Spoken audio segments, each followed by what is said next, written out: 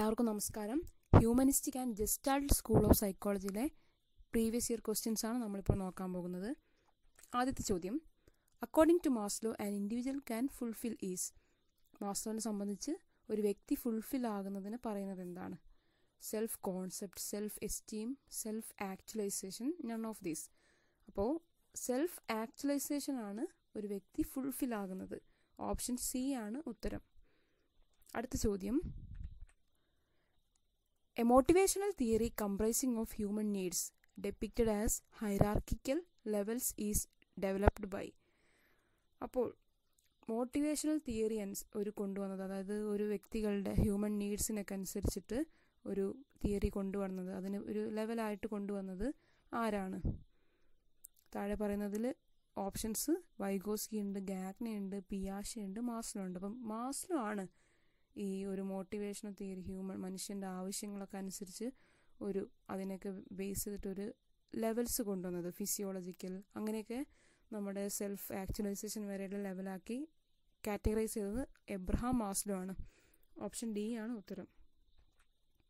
അടുത്ത ചോദ്യം, who proposed the concept of fully functioning personality. Fully functioning personality എന്നുള്ള concept കൊണ്ടുവന്നത് ആരാണ്? കാൾ റോജേഴ്സ് ആണ്. മാറിപ്പോരുത്, കാരണം എബ്രഹാം മാസ്ലോയും കാൾ റോജേഴ്സും ഈ ഹ്യൂമനിസ്റ്റിക് സൈക്കോളജി ആ സ്കൂളിൽ വരുന്നതാണ്. പക്ഷേ ഇങ്ങനെ ഒരു കോൺസെപ്റ്റ് ഫുള്ളി ഫങ്ഷനിങ് പേഴ്സണാലിറ്റി അല്ലെങ്കിൽ ഐഡിയൽ സെൽഫ്, റിയൽ സെൽഫ്, ഇതൊക്കെ കൊണ്ടുവന്നത് കാൾ റോജേഴ്സ് ആണ്. അപ്പോൾ ഓപ്ഷൻ സി ആണ് ആൻസർ. അടുത്ത ചോദ്യം, the humanistic model of hierarchy of needs was developed by. ഈ ഹൈറാർക്കി ഓഫ് നീഡ്സ് കൊണ്ടുവന്നത് ആരാണ്? Abraham Maslow. Option C. അടുത്ത ചോദ്യം, rearrange the steps of Maslow's need hierarchy theory.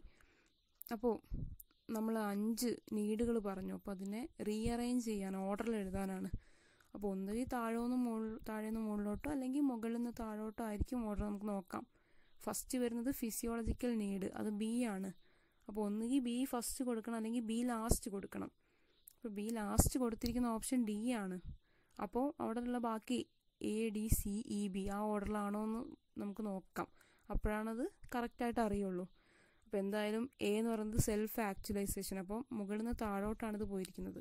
അപ്പോൾ ഓർഡർ കറക്റ്റാണ്. അത് കഴിഞ്ഞ് സെൽഫ് എസ്റ്റീം താഴോട്ടാണ് പോയിരിക്കുന്നത്, ഫിസിയോളജിക്കൽ വരെ. അപ്പോൾ ഓപ്ഷൻ ഡി ആണ് ആൻസർ.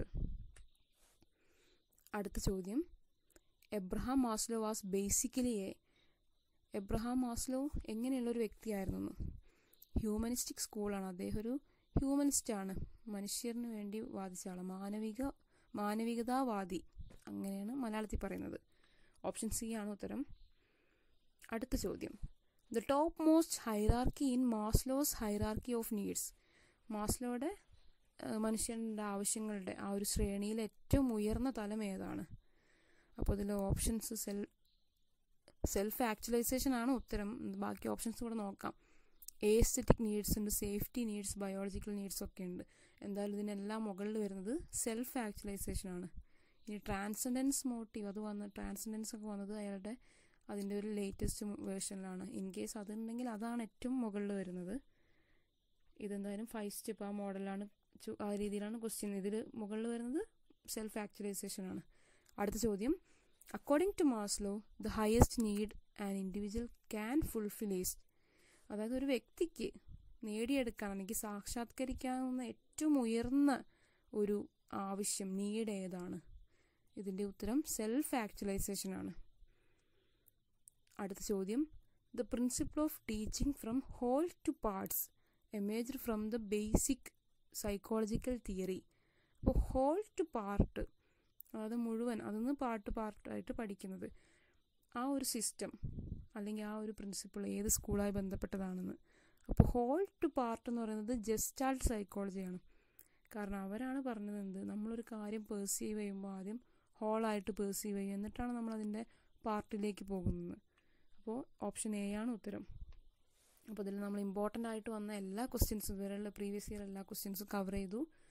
എന്തെങ്കിലും ഡൗട്ട് ഉണ്ടെങ്കിൽ നിങ്ങൾക്ക് ചോദിക്കാം. എല്ലാവർക്കും മനസ്സിലായെന്ന് വിചാരിക്കുന്നു. നന്ദി.